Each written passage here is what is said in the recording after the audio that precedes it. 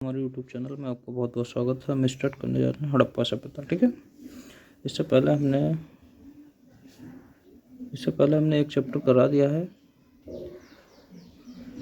प्रागैतिहासिक काल करा दिया है। उसमें हम पढ़ चुके हैं, पाषाण काल पढ़ चुके हैं। ताम्रपाषाण काल ज़्यादा कुछ इम्पोर्टेंट नहीं है तो उसको हम नहीं कराए हैं। स्टार्ट करें हड़प्पा सभ्यता। ठीक है दोस्तों, आप किसी भी वनडे एग्जाम की तैयारी कर रहे हैं तो ये वीडियो जरूर देख के जाइएगा। आपको बहुत ही शॉर्ट में ही पूरा चैप्टर कवर कराएंगे और इसके पीवाई के क्वेश्चन को भी हम देखेंगे ताकि हमारी तैयारी बहुत अच्छे से हो सके और पीवाई के क्वेश्चन के जरिए भी हम पूरे चैप्टर को कवर करने की कोशिश करेंगे। ठीक है, देखते हैं हड़प्पा सभ्यता को ही सिंधु सभ्यता कहते हैं। हड़प्पा की खुद दयाराम साहनी ने 1921 पे एक पुरातत्वविद हुए हैं सर जॉन मार्शल, उनकी अध्यक्षता में की थी। ठीक है दोस्तों, बता दें हड़प्पा सभ्यता शहरी सभ्यता थी और यहाँ पर नगर नियोजन की भी व्यवस्था थी। ठीक है, और यह सिंधु सभ्यता का आकार था वो त्रिभुजाकार था और इसका जो साम्राज्य होता था वो मात्र सत्तात्मक होता था। यहाँ के प्रमुख चार वर्गों में बटा हुआ था। पहला विद्वान था, दूसरा योद्धा था, तीसरा व्यवसाय वर्ग में बटा था और चौथा श्रमिक वर्ग में था। और यहाँ का प्रमुख व्यवसाय कृषि और व्यापार था। ठीक है, हड़प्पा सभ्यता की जो लिपि है वह भाव चित्रात्मक थी। वह दाएं से बाएं ओर लिखी जाती थी और इसमें 400 से 500 के आसपास संकेत चित्र प्राप्त होते हैं।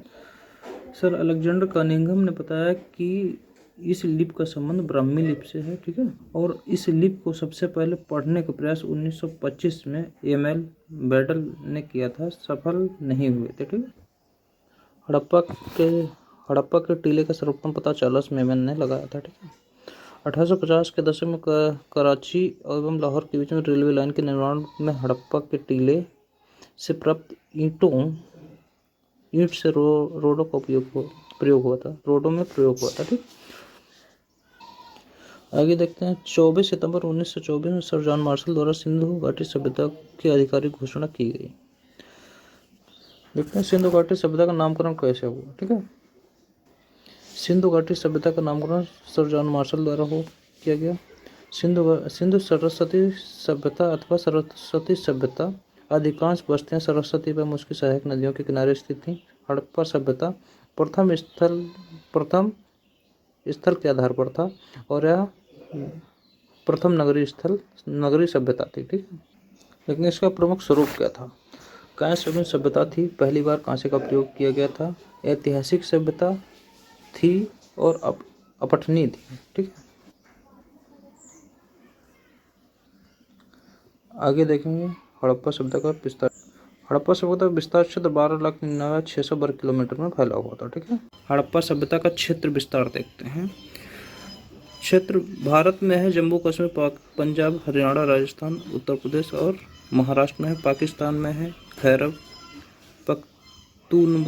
पख्तूनवा, पंजाब, बलूचिस्तान और सिंध में फैला हुआ है।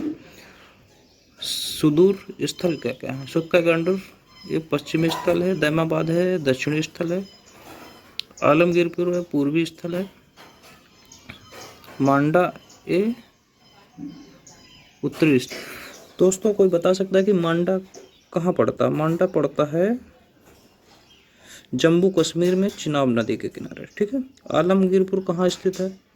ये हमारा मेरठ में स्थित है। और दैमाबाद कहाँ स्थित है?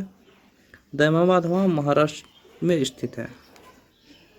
दैमाबाद किस नदी के किनारे स्थित है? दैमाबाद प्रवरा नदी के किनारे स्थित है। और सुत्का गंडोर दशक नदी के किनारे स्थित है और यह बलूचिस्तान का पार्ट है। बलूचिस्तान कहाँ पड़ता है? वो पाकिस्तान में। आगे देखते हैं दोस्तों, मैंने बता रखा है कि हड़प्पा सभ्यता त्रिभुजाकार आकार की थी और इसकी जुड़वा राजधानी मोहनजोदड़ो है और इसका क्षेत्रफल है 13 लाख वर्ग किलोमीटर। ठीक है, हड़प्पा सभ्यता की इसका आकार था त्रिभुजाकार था और इसकी जुड़वा राजधानी मोहनजोदड़ो को माना जाता है। हड़प्पा सभ्यता का कार्यकाल निर्धारण C14 जैसी नवीनतम विश्लेषण पद्धति के द्वारा हड़प्पा सभ्यता की सर्वाधिक मान्य कालावधि 2300 ईसा पूर्व से 1700 ईसा पूर्व मानी जाती है। ठीक है दोस्तों, इसकी काल अवधि के बारे में कई सारे मत हो रखे हैं, अलग अलग किताबों में अलग अलग दे रखा है। हमको जिस बुक में जो दे रखा है हम वही पढ़ेंगे। ठीक है, देख लेना स्थल और खोजकर्ता और उत्खननकर्ता। हड़प्पा स्थल की खोज दयाराम साहनी ने की थी। कब की थी? 1921 में।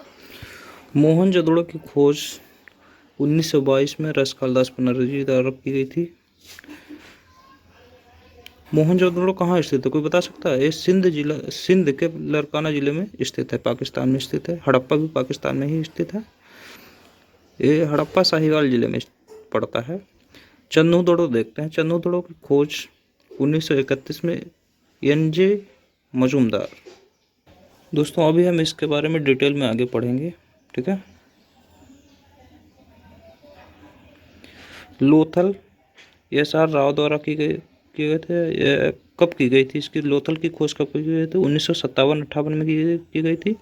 कालीबंगा अमलानंद घोष के द्वारा की। कालीबंगा दोस्तों कहाँ स्थित है, कोई बता सकता है? कालीबंगा हमारा राजस्थान जिले में स्थित, राजस्थान राज्य में स्थित है। खोज वनावली की खोज एस.आर. बिष्ट द्वारा। धौलीवीरा की खोज जे.पी. जोशी द्वारा। रोपड़ की खोज बी.बी. लाल द्वारा। रोपड़ की खोज 1935 में हुई थी। ठीक है, सूत्रा गंडोर ये ऑरल स्टाइन ने की थी। हड़प्पा सभ्यता के प्रमुख स्थल, इसके बारे में देख लेते हैं। दोस्तों मैंने आपको बता दिया हड़प्पा सभ्यता एक शहरी सभ्यता थी। यह साहिवाल जिले पाकिस्तान में स्थित है। इसकी खोज 1921 में दयाराम साहनी द्वारा की गई थी। ठीक है, यहाँ पे क्या क्या साक्ष्य प्राप्त होते हैं? 12 अन्नागार प्राप्त होते हैं। ठीक है, श्रमिक आवास प्राप्त होता है, ईंटों के वृत्ताकार चबूतरे, गेहूं और जौ के दाने। ठीक है, गेहूं और जौ के दाने प्राप्त होते हैं। R37H कब्रिस्तान प्राप्त होता, ताबूत में रखा सब प्राप्त होता है। धातु निर्मित इक्का गाड़ी प्राप्त होती है। सर्वाधिक लेख युक्त मोहरें, बर्तन पर मछुआरों के चित्र। दोस्तों ये किस नदी पर स्थित है? रावी नदी पर स्थित है। ठीक है, रावी नदी के बाएं तट पर स्थित है। दूसरा देखते हैं, हमारा आएगा सेकंड नंबर पर, हड़प्पा के बाद आएगा मोहनजोदड़ो। ठीक है, लोथली देख लेते हैं। चलो कार्यकाल के हिसाब से देखते हैं। मोहनजोदड़ो को मृतकों का टीला भी कहा जाता है। मोहनजोदड़ो की खोज 1922 रसखालदास बनर्जी द्वारा की गई थी। यह कहाँ स्थित है?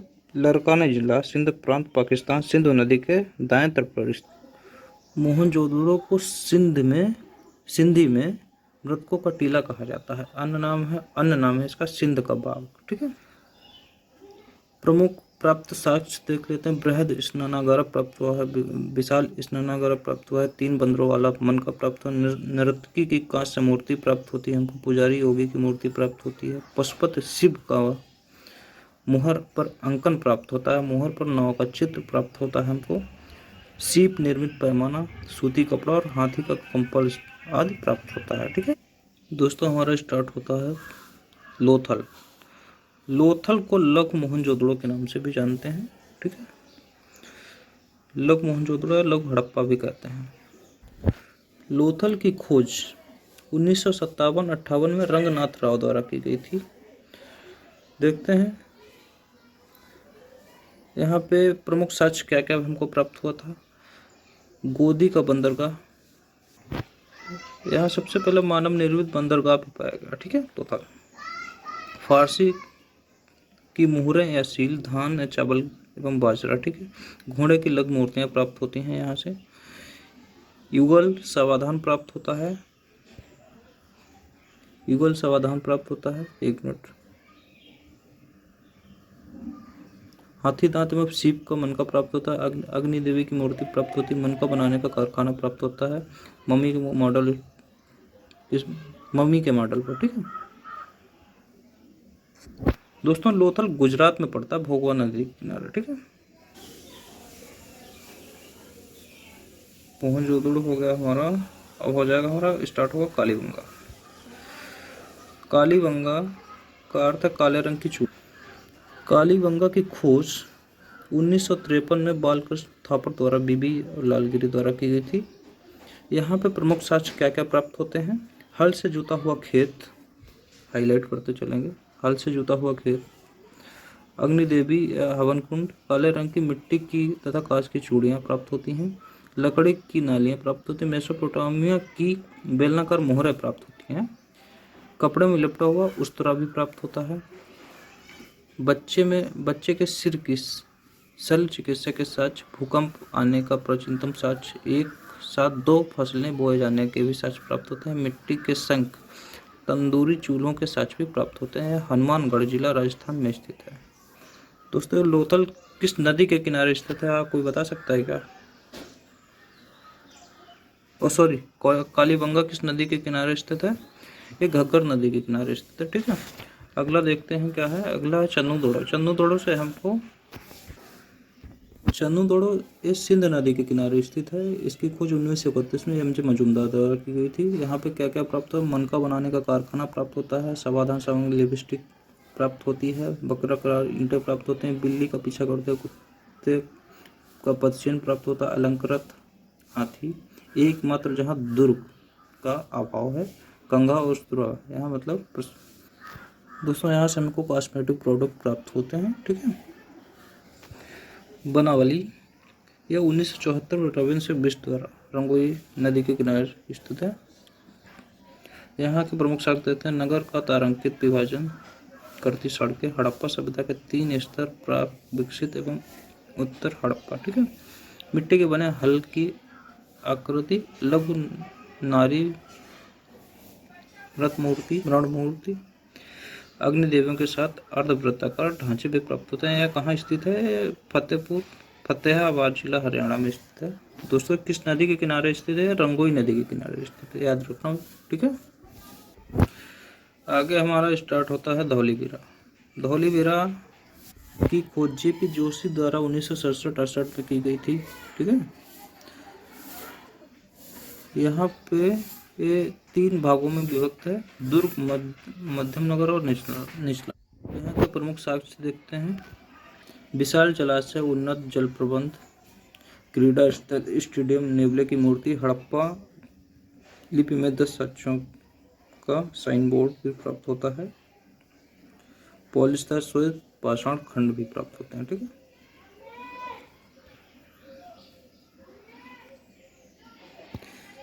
दोस्तों यह गुजरात में स्थित है, कच्छ जिला गुजरात।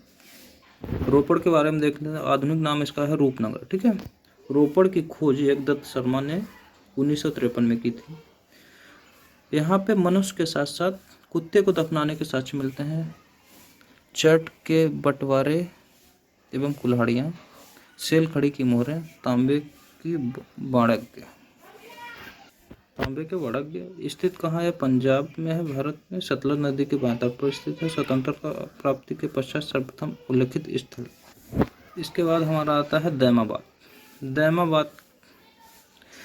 प्रमुख साक्ष्य देखें, रस चलते हुए मनुष्य की आकृति, सैंधल युक्त मोहरें, 2 सिंहों की आकृति युक्त बर्तन, युवा पुरुष का समाधान प्राप्त होता है, अहमदाबाद जिले में महाराष्ट्र में स्थित है। प्रवरा नदी के बाएं तट पर हड़प्पा सभ्यता का दक्षिणतम स्थान है। ठीक, सुरकोटदा, यहाँ से क्या प्राप्त होता है हमको? सुरकोटदा की खोज जगपत जोशी द्वारा की गई थी। ठीक, घोड़े की हड्डियां, शिला से ढकी कब्र, पत्थर की चिनाई वाले भवन, यह भी गुजरात में स्थित है। मोहनजोदड़ो से प्राप्त पशुपति की मोहर, योगी पशुपति की मोहर कैसी थी? दाएं साइड में गधा और भैंसा का चिन्ह बना हुआ था, और बाएं साइड में बाघ और हाथी का चिन्ह था, नीचे 2 हिरण बने हुए थे, 5 प्रकार के 6 पशु शिव आदि रूप जॉन मार्शल का कथन है। आगे देखते हैं, परीक्षा के इम्पोर्टेंट बिंदु देख लेते हैं। वैसे इम्पोर्टेंट तो पूरा चैप्टर ही है, लेकिन जो इसमें दिया नहीं है, लेकिन अलग से इम्पोर्टेंट दे रखा है, देखते हैं। कपास की खेती का आरंभ संदर्भ निवासियों ने किया था। ठीक है, हड़प्पा सभ्यता में क्रय विक्रय होता था, विनिमय द्वारा होता था। सर्वाधिक मृत मूर्तियां पशु पक्षियों की प्राप्त हुई हैं, मरी हुई मतलब मूर्तियां पशु पक्षियों को प्राप्त हुई हैं। सर्वाधिक मोहरें सेल खड़ी से निर्मित होती थी, मोहरों हटा देते हैं इसको। मोहरों पर सर्वाधिक अंकन एक श्रृंगी पशु तथा उसके बाद कोड़ वाले बैल का था। इस काल का प्रमुख खेल पाशा था। सैंधव निवासियों को लोहे का ज्ञान नहीं था, किंतु सोने, चांदी, तांबा और कांसे की जानकारी थी। हड़प्पा सभ्यता में शेर का अवशेष नहीं मिलता है। हड़प्पा सभ्यता से घोड़े और गाय का चित्रण नहीं प्राप्त होता है। महत्वपूर्ण तथ्य देख लेते हैं हम। स्थल और प्राप्त साक्ष्य देखेंगे, ठीक है। कौन से स्थल से हमको क्या क्या प्राप्त होता है। सैनाली से हमको 126 समाधान के साक्ष्य प्राप्त होते हैं। बालाकोटा से हमको सीप नीरू चूड़ियों के टुकड़े प्राप्त होते हैं। मांडा से हमको कांच निर्मित पेचदार पिन प्राप्त होती है। नौशेरा से हमको स्त्रियों की मांग में सिंदूर देखने को मिलता है। हड़प्पा से स्त्री के गर्भ से निकलता हुआ पौधा और रंगपुर से धान की भूसी और हुलास से सैंधव लिपियुक्त एक ठप्पा प्राप्त होता है हमको। हड़प्पा के इम्पोर्टेंट पॉइंट देख लेते हैं। मोहर जो होती थी वह वर्गाकार और आयताकार होती थी। लोथल से हमको देसलपुर से हमको तांबे की मोहर प्राप्त होती है। और जो हड़प्पा सभ्यता का मृतभांड होता था, उनका रंग गुलाबी और लाल होता था और उन पे काली रेखाओं से चित्रकारी करी जाती थी। और इसकी लिपि होती है भावचित्रात्मक होती है, दाएं से बाएं लिखी जाती है। इसमें 400 से 500 संकेत चिन्ह है, हमने स्टार्टिंग में ही आपको बता दिया। इसकी मापतोल 16 के गुणक में होता था। अधिकांश बड़ घनाकार प्रकार के होते थे, ठीक है।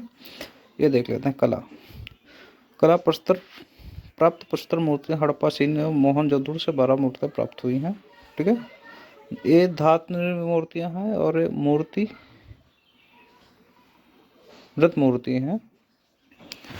आगे देखते हैं क्या है। हड़प्पा का पतन के बारे में विद्वानों के क्या क्या मत हैं, देखते हैं। पतन का कारण बाढ़, मतलब ये जो इधर हमको दे रखा है, विद्वान दे रखे हैं, इन्हों का मत है, मतलब हड़प्पा के पतन का कारण क्या क्या थे, ठीक है। बाढ़ के कारण बाहरी आक्रमण, बाढ़ और नदी मार्ग परिवर्तन, विवर्तनिक कारण और जलवायु परिवर्तन, विदेशी व्यापार में गतिविधियां, शिथिल प्रशासन और महामारी मतलब आपातकाल, अदृश्य गाज, ये सब ये इधर ये हमको दे रखे हैं, विद्वान दे रखे हैं। उन्होंने इनका अपना अपना सबका मानना है कि इस कारण से हड़प्पा सभ्यता का पतन हो गया था, ठीक है। इसमें इम्पोर्टेंट दूसरा वाला, बाढ़ के कारण हड़प्पा सभ्यता खत्म हो गई थी, ठीक है दोस्तों। इसके आज हम पीवाईक्यू क्वेश्चन की वीडियो अपलोड कर देंगे। आप इसी चैप्टर के पीवाईक्यू क्वेश्चनों की प्रैक्टिस कर सकते हैं और देखेंगे कि मतलब हमारा कितना स्कोर हो रहा है। बाकी हम पीवाईक्यू के थ्रू हम अपने पूरे चैप्टर को कवर करेंगे ऑप्शन के थ्रू, ठीक है दोस्तों। हमारे चैनल को थोड़ा लाइक, सब्सक्राइब, शेयर करें अपने दोस्तों को बताएं और हमारे चैनल से जुड़ें और आप भी जुड़े रहिए, ठीक है। नेक्स्ट चैप्टर हमारा चालू होगा। अगला चैप्टर हमारा वैदिक काल होगा दोस्तों। अगर आप हमारे चैनल से जुड़े रहना तो जीएस की प्रॉब्लम तो हम आपकी सॉल्व भी कर देंगे। जीएस आपको कहीं और से पढ़नी नहीं पड़ेगी। वैसे तो हम यूपीएसआई की हिंदी और मूल विधि का भी प्रैक्टिस सेट लेके आ रहे हैं, तो उसमें हम जितने यूपीएसआई के पूछे गए क्वेश्चंस हैं तो उनको हम कवर करेंगे, ठीक है, विद डिटेल के साथ साथ ही पॉलिटी भी लेके चल रहे हैं और इसी तरह हम ज्योग्राफी का भी वीडियो लेके आएंगे। सारे चैप्टर को हम 1 बाय 1 कवर करते हुए चलेंगे ताकि आपकी जीएस बेहतर से बेहतर हो सके और एक ही साथ में पूरे चैप्टर ख़त्म हो सके, ठीक है। थैंक यू दोस्तों, थैंक्स फॉर वॉचिंग।